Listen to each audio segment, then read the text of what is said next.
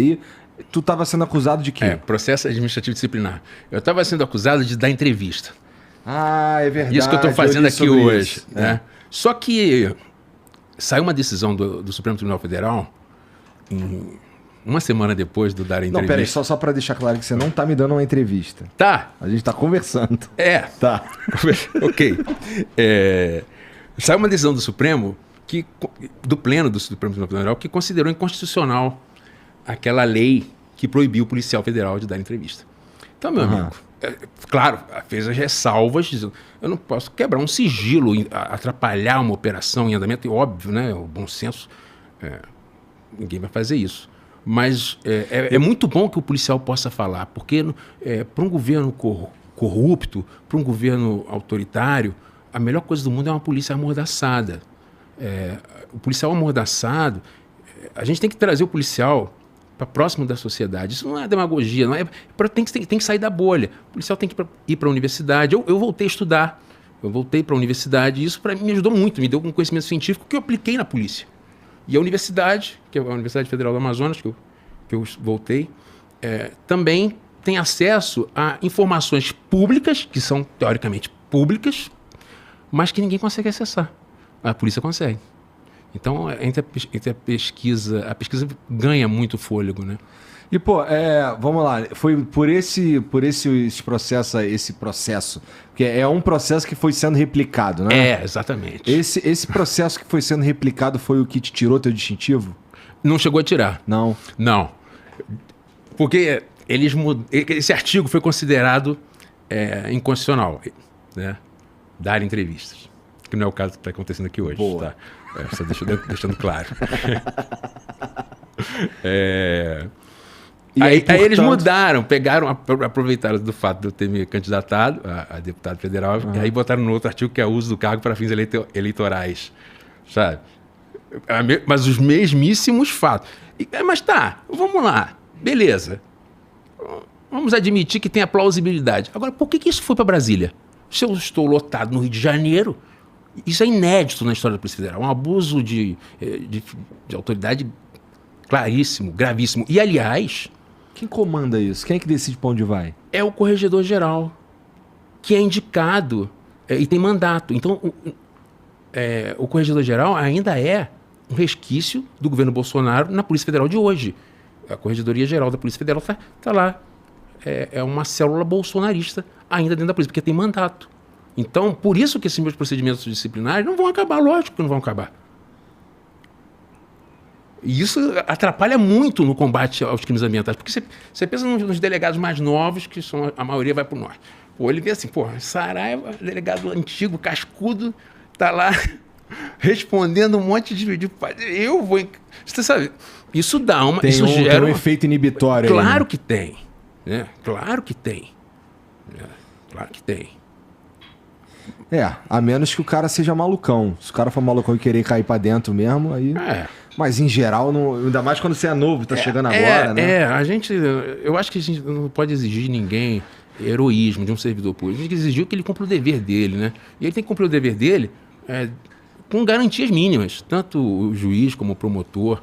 E o governo Bolsonaro, ele deixou um legado terrível, que eu acho que é um dos piores, que ele mostrou que é possível aparelhar a Polícia Federal, coisa que antes se acreditava impossível. É que isso que você está falando, vamos lá, eu não sei, vou falar de uma maneira mais clara aqui, porque, sei lá, acho que eu não consigo rebuscar isso. Cara, isso que você tá falando aí é sério pra caralho. Você tá mais ou menos dizendo que há interferência política na Polícia Federal. E você é um delegado de Polícia Federal, tu vai se fuder, cara, não vai não? Não, eu já falei isso antes, né? Eu não estou falando que isso acontece hoje. Eu falei que aconteceu, estou falando ali, do período do livro, né? Depois que mudou o governo, eu não tenho mais notícia disso. Não sei se acontece. Então tu faz o L. Eu fiz. Lógico. Lógico.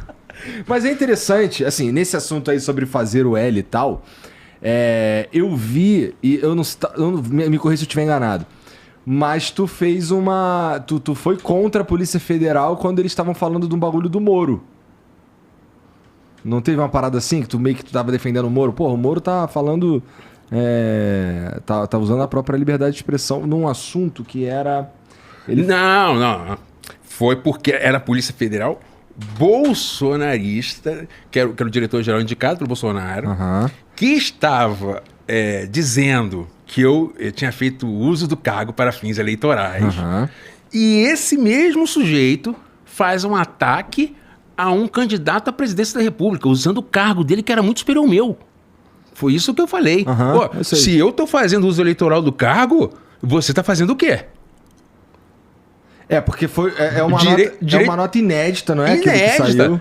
A Polícia Federal não pode se manifestar como... E a nota saiu, não assinada por ele. Saiu Polícia Federal. Saiu Polícia Federal. Tomando partido. Foi isso que eu falei. A Polícia Federal não pode tomar partido. Isso é fazer uso eleitoral do cargo. E aí eu representei contra ele na corregedoria. Né? E é inédito, né? Ninguém nunca na história representou um diretor-geral da Polícia Federal. Ou seja, tu se amarra num problema. Não me amarra num problema. Todo mundo fala isso pra mim, mas isso não é verdade. Eu nunca começo a confusão. Mas assim, eu também não recuso. Entendeu? Eu também não recuso.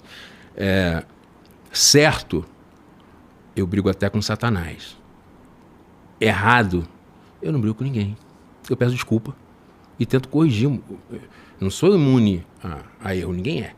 Agora, eu estou fazendo meu trabalho, estou me esforçando, estou trabalhando, estou fazendo o melhor possível. E aí vão lá querer me atrapalhar no meu negócio, qual era o meu negócio? Prender bandido. E, modéstia à parte, eu sempre fui bom nisso. E não foi só em crime ambiental. Eu trabalhei contra a milícia, corrupção, botar meu nome no Google, vai ver que eu trabalhei em praticamente todas as áreas da polícia.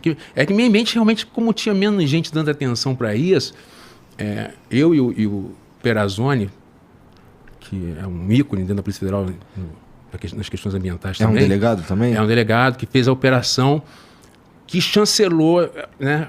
Porque quando saiu a primeira operação, a minha, o modo de falar, né? Como é que era o nome dessa operação mesmo? Androanthus. Isso. É o nome científico de uma árvore, né? Por isso que eu olhei eu achei que fosse um Androanthus aqui. São Androanthus. Tá. O IP amarelo. E a dele é a Quanduba. A dele mostrou que a minha fazia sentido. Pô, será que... Porque poderia até falar, não, o Saraiva tá exagerando ali, isso aí é demais. Criaram uma narrativa muito ruim contra o trabalho. Mas foi engraçado, é que inicialmente o governo e as Forças Armadas comemoraram a operação, saiu no site do Ministério da Defesa, maior apreensão de madeira ilegal da história, o filho bonito, sabe? Todo mundo queria. Mas de repente o garoto ficou...